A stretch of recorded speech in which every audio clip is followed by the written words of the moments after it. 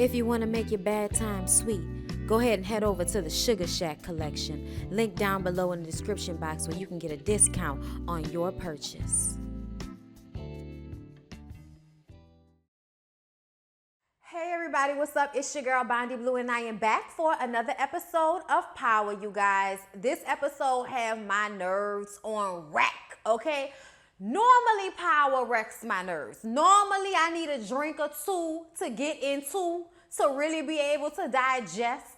And then when I'm making notes, I have to keep rewinding so I can understand exactly what the fuck was just said. Because you know, it's so many storylines and so many things being stitched together. They brought up Mike Sandoval this episode. We ain't talked about Sandoval all season and it brought him up and I had to remember about how he was murdered in jail. And then how James killed the security guard, aka Charlie Murphy, rest in peace. And then how Teresi came in and strangled his little partner that came in with him. And then so much, you know what I'm saying? Like I'm getting into it and I don't even mean to get into it, but the way you be having to remember so much for Power. Like, want y'all to understand, okay? Look, so Tasha goes to see if Terry is really going to back her up with this gun story, okay?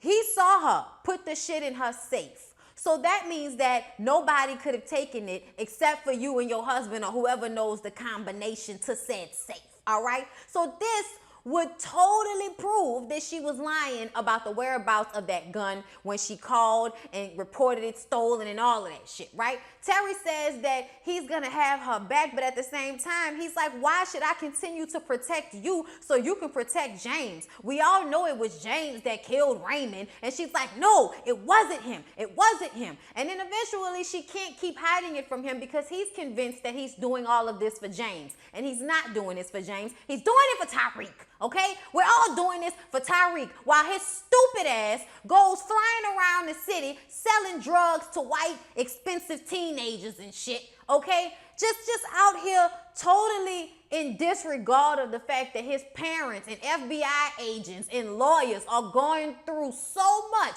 to keep his narrow behind out of prison. And he out here just like, let me go find another way to get into prison. Y'all, I can't take it, okay? I cannot take it. She is over here losing a relationship, okay? I don't like Terry, but Tasha liked Terry, okay?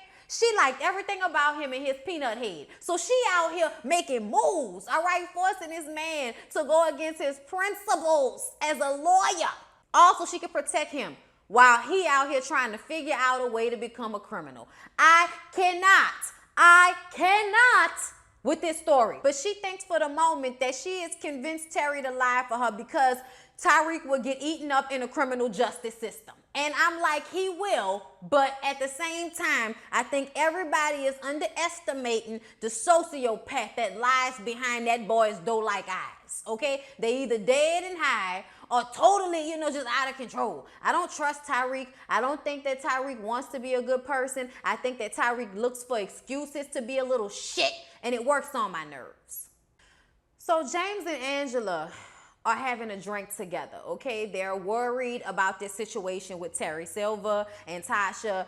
He does not believe, James does not believe that Terry will actually go to bat for Tasha. I don't think any of us really believe that he will, because even though he has feelings for her, he has very strong, annoying morals when it comes to this criminal justice shit. Like, I'm just saying, like, you act like it ain't already stacked up against motherfuckers as it is. Like, they doing the most to try to get him on something. And it's a little, like, underhanded, like the way they go about it. For real, it really is. Even though we dealing with criminals as it is, they still go about it fucked up the way they be trying to get people. And like real life, once you done fucked up the first investigation, you need to wait at least a year before you try to be, arresting people all over again. But here they are. Okay, federally hood down, meeting up, having secret covert meetings. Also, we can take down James St. Patrick as if he is the biggest of the big out here. Like, it just kind of seems like a waste of time to me when y'all know the Jimenez and the Serbs are the ones that's actually bringing the drugs into the country. Like, that goes to show how they always want to pinpoint some black middleman or, you know what I'm saying, some poor fucking, lower class white boy that ain't had no family and shit like that. That's who y'all go after. But not the Jimenez that's actually out here killing hundreds of people through their organization, or the Serbs who just love having people bring dead bodies and suitcases over to them just for lunch. Okay, so I'm just saying, like, it just seems real fucked up the way they are so hell bent on the easy targets. Okay, even Angela is an easy target for Saxe and Mock. Angela takes responsibility for the fact that she is protecting Tyreek, maybe, but she's really doing it to protect herself. Because James, once again is looking at her like she's some fucking martyr, and she's not, and she admits that to him. And he says that he's trying to clean his life up using the QPC, situation, and trying to get that building put up in Raina's honor and all of this shit. He's using that as a way to try to make himself feel better about how fucked up his life has become. So while he's getting cleaner as far as image, Angela is becoming a criminal. The people that she was supposed to be fighting against, and now she's become one of them. And this is definitely an identity crisis for her, because like I said, she always likes to play that martyr role. I'm falling on my sword for everybody. But really, bitch, you are out for self. And I think this episode was a realization that she's more of a bad guy than she ever thought she was, okay? And her and James having this moment where she's like, I really should stay away from you, but here I am with my areolas out, and I'm just like, oh my, I'm throbbing. It's all happening like right now, like in my face. You know what I mean? Like, you're sitting up there trying to go back and forth with yourself. Oh, I want it, I don't want it, I want it, I don't want it. Like, that's what she's doing, okay? But eventually, James takes that ass down, okay? Gonna take you down, really gonna take you down. You show you what I'm about when I take you down. Your body, body up and down. Look, shout out to Chris Brown right quick. That was that shit. Take it down. Just real hard like this. Just doing this shit real hard. Fucking scenes galore this episode. To say we haven't had any, Angela and James are doing it. Meanwhile, we're having like a montage going back and forth between her and Natari Naughton and those beautiful breasts of hers. Like, I'm just saying, y'all, Natari Naughton's breasts are like amazing. Like, if you wanted breasts, you want them to look like that. I'll never forget how her breasts looked on the Notorious movie. And then, they didn't show him that much, that she was laying flat. So it wasn't as much of nudity as it was just like a sex scene between she and Terry. But I was just like, there goes those great breasts again. You have great New York boobs. Like, shout out to Dave Chappelle. So Mock, Donovan, Saxe, and Tamika are putting their case together, and they're adding Angela to the case as a co-conspirator in St. Patrick's drug organization, which they have no evidence of. They also have no physical evidence linking him to the crime scene of Raymond Jones. So right now, all they have is a lot of conjecture. They thought they had something, but really they don't have anything. And Tamika says that Mock and Saxe need to squeeze Teresi, because since he's been out of jail, he hasn't given them anything that they can use, all right? So they go and roll up on him in his house. He's like, what the fuck y'all trying to get me killed? Everybody knows y'all federally hood showing up in his neighborhood. What the fuck's wrong with y'all? Okay? He invites them inside. They're like, how you doing, Connie? Fuck you. Connie's about to die, but she's a gangster to the end. Fuck you, feds. Like, fuck out of here. Okay, just real, man, fuck you. You know what I'm saying? It was funny to me. Anyway, they say they need some information out of him. They need some real information out of Teresi. Specifically, they want him to get some type of evidence corroborating Angela. And I'm like, why do y'all think that she's really involved in the drug dealing business like that? She's just stigmatized. That's as far as it goes. She's protecting him, but she doesn't really know what he does like that. She's a smart girl, so she can figure it out. But she doesn't have any hands in what he does. She never was present when he was doing drug deals and shit like that. She's always been an FBI agent. He's always been concealing that part of his life from her in one way or another. It's never been just like up front, yeah, I'm counting this drug money in front of my FBI old lady. Like, that's not what the fuck is going on here, Mock, Saxe, with your dumb asses, okay? Y'all like rats on a fucking wheel, just spinning and spinning and spinning. Y'all think y'all closer to it, but oh, you gotta be quicker than that. The only thing that they really have on Angela is evidence that she used another cop's password and username to delete evidence out of Tasha St. Patrick's file, which she deleted the gun ballistics test that they did on Tasha's gun that it would match the bullet that went into the wall in Raymond Jones' apartment. When Saxe and Mock leave Teresa's apartment, Connie is like, do you really want to snitch on the only family you're going to have after I'm gone? And see, this is what I was talking about. A lot of people were saying that she didn't know that Tommy was Teresa's kid, but I always felt like she knew. Maybe she just found out, but I feel like the first time Tommy showed up to her house, she put two and two together and realized who he was. You know, like that's how I feel about it. She also had always known about the affair that he was having, but she was a classy bitch. So she ain't got time to be fighting with Tommy's crackhead mom over her man, all right? Like eventually he was gonna bring his ass home, so I guess she wasn't worried about it. And Teresa is sorry and apologizes, and she slaps the shit out of him, but she forgives him. And she really is putting it in his mind that when she dies, he's going to be alone. So do you really, really want to do this to your only son? Do you really want to do this to him? So now it's planted a seed in Teresa that maybe he needs to try to find a way to just pin it on Ghost and try to keep Tommy out of it completely, which I don't know how he thinks he's going to do that because they want something on Tommy too. Angela and Zonovan meet up so she can ask him, has he heard anything else from Blanca Rodriguez? And he says he can't say. And she said, what do you mean you can't say? It's like, I can't say. You need to watch your six, Angela. You really need to watch your back and stay the hell away from James St. Patrick, okay? You about to take yourself down because you can't control yourself when it comes to him, okay? But you're not about to make me fall on no sword for you. I'm not going down for you, all right? And as of right now, I don't owe you shit, okay? So watch your back. Deuces. Like, and that was it. Donovan is like, bitch, I am not about to go down for or with you. I'm just gonna let you know to watch your back because you had my back at one time. But, bitch, I ain't never got your back again. So Tommy finally has the $2 million to pay off the Serbs, to pay off Jason. Tommy, Ghost, and Kanan bring the check to the hotel where Jason is staying. And at first, he's happy about the money, but then when he finds out that the Jimenez got out of jail, which Ghost did not know about, and Tommy, you know, at the end of it was like, fuck out of here. This is my organization. I'm going to run it how I want to run it, and you don't tell me everything, so why should I be expected to tell you everything, motherfucker? All right? But anyway, back to Jason. Jason wants the Jimenez dead because he's scared that they might tell the federales about him, especially since they got out of jail so quickly, which means they talking to somebody. Really, they just have somebody in their pocket. We don't know if the Jimenez planned on giving up Jason and the Serbs and their organization. We don't know that. But that's what he thinks. So now the clock has been pushed up. They have got to find a way to kill the Jimenez quickly because Jason is scared that they're going to go tell the FBI something about him.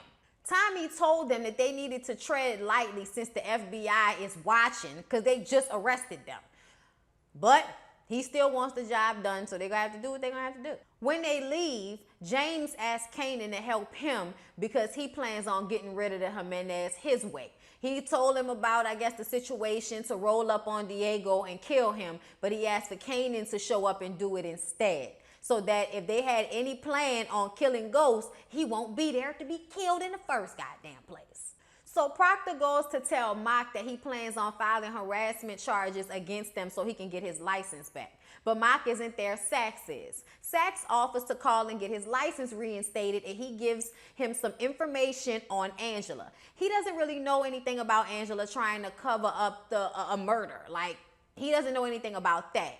But he convinces Saxe, with his stupid ass, to call and get the license reinstated first, and then he'll try to get some information.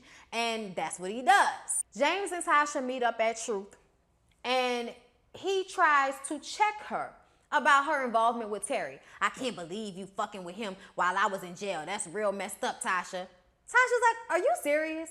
Are you shitting me right now? Are you serious right now talking to me about infidelities? Are you serious right now? Boy, sit down somewhere, okay? First of all, I didn't even start messing with him until after he got you off. He was like, oh yeah, and then he got you off, huh? Oh yeah, that's all well and good, all right? But at least I'll never have to hide a gun for him. I could have had a good life. But the day I decided to hide that gun for you, all of that shit changed, all right?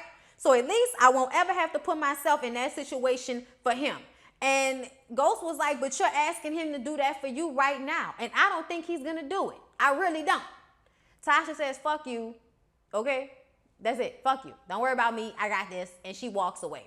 Tay comes in and lets Ghost know that he is letting him go. He will no longer be a part of QPC because of his volatile disposition.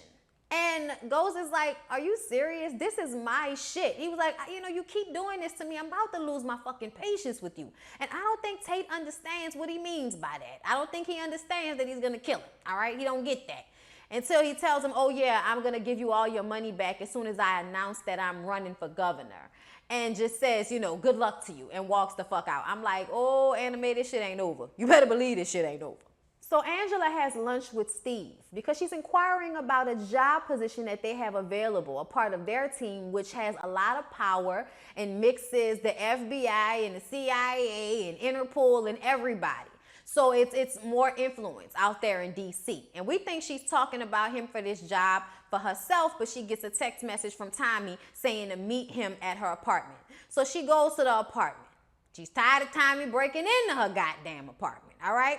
He asks how it is that the Jimenez got off so quickly. She says that she doesn't know, but if it was up to her, they asses would still be in custody. But she does figure out from their conversation that unlike what they thought, he is not the distro for the Jimenez, okay? If anything, he's the distro for the Serbs, which is the competition, which he doesn't say that. So Angela still doesn't know that it's the Serbs. Tommy, Teresi, and Sammy go to make a pickup. Somebody owes them some money, all right? Pick up the suitcase, feel it. It feels a little wrong. He opens it. Money looks right, but feels that something just isn't quite right about the packaging, all right? Peels up the bottom of the suitcase and sees that there are weights inside, meaning that it's meant to be heavier to make them think that there's more money in there than there actually is. Okay? So yeah, trying to fuck over our boy. Well, from here we have a very sadistic moment where Tommy and Tony Teresi have a father-son moment where they drill holes into a person, torturing him, blood splattering. Did we really need to see the drill going into that man's kneecaps? See, that's why I could never be in the drug business. Y'all do shit like that to people, okay? I ain't got time for that, all right? You ain't gonna be drilling holes in my fucking kneecaps. Never to walk again. Then they put it in his head. So, ultimately, they never planned on him walking again. They was planning on murdering him, and they had a good time together. They smiled, okay? They could have had teeth for all we know, all right? They just had a really good time killing this man together, and it was sick. It was very sick. I wasn't at all thrilled. I was like fast forwarding through the shit. I was cringing. It was uncomfortable. Tariq finally listens to some of the messages that James left on his phone apologizing. And even though in the moment he felt something for his dad because he started to text him, he decides instead to give Kanan a call. I'm like, oh my God, you just, work on my fucking nerves. On the way back to the house, Tommy runs off a list of all of the crazy ways that he's killed people to Sammy and Teresi. Teresi invites Tommy to dinner with Connie. Then his mom has been calling him all day. She really wants to have dinner with him. He says, no, I'm not doing it with you, okay? She shows up at the door, beating the fucking door down, screaming and howling, works her way into the house. Did you know that this was Tony's son? Connie's like, yeah, I know. I've been know. Okay, I've been knew about that shit. And Tommy's like, come on, Mom, you gotta go. She was like, listen to my son. My son said it's time to go. When she said that shit, I was like, oh, Connie don't give a fuck. Said my son, all right? Don't give a fuck. Before that happened, they were talking about, his relationships with women and did he have a woman? And this is when he decides he's going to invite Keisha to dinner at Connie and Teresi's. I was like, yeah, okay. And of course, this is an opportunity for her to get some dick. So she's ready, okay? She said she wanted to make sure that he was sure before she took this leap. But I don't think he's sure. I think he's just looking for somebody to keep him occupied. And Keisha is just dumb enough to go along with it and think that it's going to be real. Over lunch, she tells Tasha about it, how excited she is. And all Tasha picked up was that his dad, I thought his dad was dead. This whole time, Tasha has not known anything about Teresi being involved in their lives. Had no idea. I didn't realize she didn't know. This whole time, for some reason, I'm thinking everybody knows about this Teresi situation. And she had no idea that his dad was just walking around. She thought his dad was dead. Crazy shit, right? How could she have not known, y'all? All this time. James rolled up on Terry in a parking lot.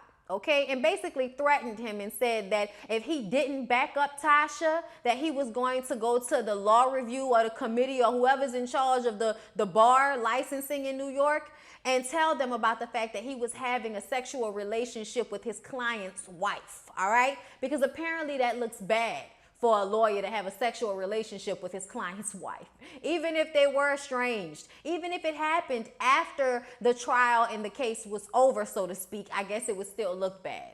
And Terry was like, I don't even know what to believe anymore. At first, I thought I was doing this for you, but she tells me I'm doing this for Tyreek, and I don't even know how to feel anymore. But James thought he was putting the pressure on Terry to do what he really wanted him to do, which was back up Tasha's claims about the gun. But really all it did was make Terry run. Terry cleaned out his fucking apartment, had a subpoena and a note left for Tasha. I was like, oh, he ain't love her nothing. He ain't love her at all, Jesus. He ain't love her not a little bit, not a lot, not a medium, not a small. Okay, he didn't love the extra large. He didn't love the extra small. He didn't love the not even a little bit, not even at all. So Dre drops off the money he owes Diego to him and invites him to have a private party with some real freaky bitches. All right, this is where he plans to kill Diego, right? Diego says, make sure you have some BBWs for my partner, the type that want to suck him dry and eat some lunch with him, all right? So that was the plan. The plan was to have Diego show up for this party. Ghost was supposed to be there and kill him. And then after that, 2-Bit and Squirrel was supposed to pop out and kill Ghost. At least that was what Dre told 2-Bit, right? 2-Bit ain't really liking all of this shady shit, all right? He also did not like that Dre told Diego that it was Cristobal's idea to put Arturo in that place, because he had to tell Diego that Arturo was the one that actually ratted on them to the FBI, and that was all Cristobal's idea. This is all supposed to be to get 2-Bit to be his second, but 2-Bit ain't happy with this shit at all, so he goes and tells Kanan everything. So now Kanan tells him that instead of Ghost being the one that's supposed to kill Diego, it's gonna be him, and that was the deal that he made with James, because James didn't want to be the one that actually killed Diego, so he had Kanan show up. So they had like all of these little signs pointing to the pussy and this whole little sex scene set up for these niggas. They show up and Kanan comes out busting them both in the chest, cuts up Diego, puts him in a Louis Vuitton luggage bag while 2-Bit and Squirrel outside in the car watching the whole shit go down. They gonna say that they saw Kanan go in and decided not to kill him because that wasn't what they was told to do. And the last time they did some shit they wasn't told to do when they killed Lorenzo, it was a big fucking deal, right? So that's the plan. Kanan takes the remaining body parts of Diego over to Jason to prove that he's ready to take over Tommy's organization. But Jason says that he's gonna have to earn that shit. He can't just give it to him, he's gotta earn it. And he wanted him to earn it by killing Dre. But he says we can't kill Dre because we need Dre to get us to the rest of the Jimenez. We can't do that yet. I'm like, oh, bro, it's forever with this shit. So now Jason and Kanan are working together, and Kanan's plan to take over everything is in full effect. He's also been working with Lil Tyreek because Lil Tyreek wants to be a big drug dealer, all right? So Kanan takes him with him, and they play chess and discuss how to be 3 steps ahead so he can sell drugs and get from out under Ghost, and he's just going to be taking him under his wing. He wants to be a drug dealer just like Kanan. So James met with a homeboy, okay, who does business with Tate and also had been doing business for QPC. He says that whatever Tate is paying him, Ghost will double it so he can come and work for him. He says, man, you know, I don't even know if you could do that because he's been paying me off of the top of all of the money, the donations he's been getting for QPC. So that lets Ghost know that Tate has been doing some, you know, offhand, probably illegal shit when it comes to the money that he's been getting from QPC. So he has Tate come in and he plays the tape for him of the boy, you know, the homeboy saying the shit about that Tate's been skimming money off the top. And he tells him that QPC is mine, nigga, okay? It's my legacy, all right, just so you know. And what you gonna do when you become governor is make QPC your main priority, or I'm gonna make you my main priority, nigga. And he was like, all right then, James, I'll be in touch. And I'm like, nigga got you. Nigga got you. Nigga sparked up for a second. He became James St. Patrick on that ass right quick. I honestly feel like regardless of the fact that, you know, James is a murderer and killer nigga, like, he was somebody that just lost his kid. Excuse him for not being able to mentally deal with that shit the best all the time. Like, it just seemed kind of cold-blooded for you to come at somebody for how they dealing with the grief of losing a child. You know, like, it's very fucked up. At the end of the day, we know it's way more than that, but still, most of what James was doing was because of his grief over losing Raina. Like, his cool was no longer preserved, okay? His sexy was no longer preserved once his daughter died. And excuse him if he couldn't keep it together 24/7 in front of cameras the way you like to throw them in his face at every chance that you could get to exploit their pain. But now that you can't exploit the pain no more, and the pain is real and palpable and aggressive like it can be sometimes, now you want to throw him off to the wolves. Gotcha, nigga. Okay, got evidence that you're dirty. You and your hairline, y'all are dirty. So Proctor got his license back. Tommy pays him and tells him that he just killed someone yesterday. He was like, nah, I can tell you that shit since you my lawyer again now. So he asked for dirt on Angela. Tommy asked, how did she know, that Sandoval, Mike Sandoval, was in the MCC. Y'all remember Angela called Terry, and Terry told Proctor that she basically set that shit up for them to kill Mike Sandoval while he was in jail. Thank God Proctor has his license back, because now maybe he can do something about this shit. I doubt it, but maybe. So in order to keep Tommy from going to jail, and Teresi explains how James killed that security guard, and he also killed another inmate to make it look like they got into like a fight and killed each other or some shit like that. Either way, we all know that Teresi killed that other inmate. All right, so I thought that was real fucked up that he was actually lying, implicating himself in the situation by saying that he was there, but blaming it all on James so that James goes to jail, but Tommy doesn't. I'm like, fuck, man, shit. So Tommy pops up in Angela's back seat, scaring the shit out of everybody, and he asked if she set up Sandoval to get killed. She says that they got people in her office trying to take her down, and she needs to eliminate the threat. She was basically asking Tommy to kill somebody. When he asked who, she's like, look, let me try something else first, and then I'll let you know. And he's like, all right, just let me know. I'm always around, bitch. I always got my eyes on you. Angela calls Mock into her office and tells him about the job offer in D.C. She talked to Steve about that job so that she can offer it to Mock with her recommendation so he would get the fuck out the way. She says she needs a friend in his office, and he needs a friend if he wants to get that job in D.C. And because at the end of the day, Mock has always been about his career above everything. Not like Sax, who's all into, pinning Angela to the wall. For him, it's more about his career than anything. So this might be a turn in the tide. I'm thankful of Angela finally realizing how smart she is and using it. I'm so tired of her being a dumbass damsel in distress. So Dre was supposed to kill Jason, I'm guessing. That was the whole plan, for them to kill each other's connects, all right? But when he showed up to the room to kill Jason, Jason was gone and the room was being killed. So now, even though they didn't mean to double-cross one another, Dre and Ghost have double-crossed one another. This isn't going to be good, because Dre's going to be pissed off about the fact that Jason wasn't in that room where he was supposed to be. Angela and Ghost are having dinner when Tasha comes in with the news about Terry leaving his apartment and a subpoena and all of that shit, and said that he went on a leave of absence from work. She drops the gun that Tyreek used to kill Raymond and puts it on the table. And Angela is like, bitch, I thought that you got rid of that shit. She was like, yeah, I kept it for insurance for a time like this when we would need it, all right? She says that she's going to turn herself in. I said, bitch, you better not. And Ghost says, the hell you will. If anybody's turning themselves in, it's going to be me. And I'm like, thank you, thank you, thank you. It should have been you from the beginning, nigga. It should never be Tasha. It should never be Tasha, all right? Never. It should never be Tasha. I don't give a shit if she wanted him to be a drug dealer. It should never be Tasha. But yeah, y'all, that was everything that went down on this episode of Power. If I forgot anything, y'all leave it down below in the comments. We'll talk about it next week. Anyway, hope y'all enjoyed the review. Please don't forget to like, comment, and subscribe to my channel, and share it with your people. All right, love y'all. See y'all later.